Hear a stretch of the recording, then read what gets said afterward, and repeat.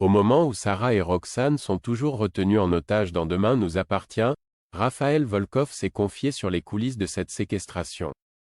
Il y a des journées qui sortent parfois de l'ordinaire, surtout lorsque l'on est comédien dans Demain nous appartient.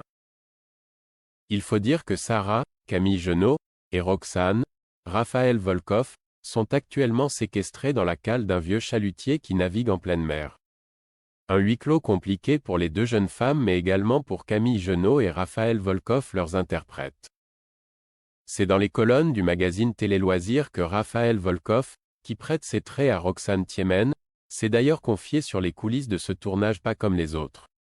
Pour les besoins du scénario, Raphaël Volkov et Camille Genot ont donc vraiment tourné dans la cale d'un bateau qui était amarré sur les quais de Sète.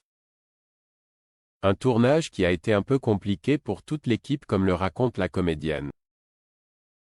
Heureusement qu'il était à quai, le lieu était assez exigu et ça sentait très fort le fioul.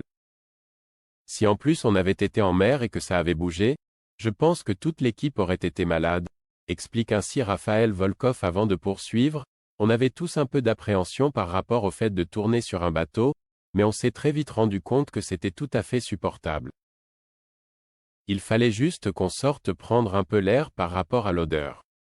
On mettait aussi des masques Covid avec des huiles essentielles dessus. De cette expérience, Raphaël Volkov l'assure, elle en garde un très bon souvenir, et ce d'autant plus que ce tournage en conditions presque réelles les a aidés avec Camille Genot à être dans la situation. De fait, elles n'ont pas eu à se forcer pour avoir chaud et avoir ce sentiment d'enfermement, conclut la comédienne. La réponse est bien évidemment oui.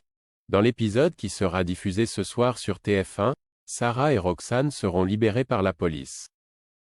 En effet, Timothée, Grégoire Champion, avait mis une alerte sur les téléphones des deux jeunes femmes. Quand Roxane a tenté d'appeler Martin, les enquêteurs ont pu les localiser et les secourir avant qu'il ne soit trop tard. Voilà une histoire qui finit bien pour Sarah et Roxane.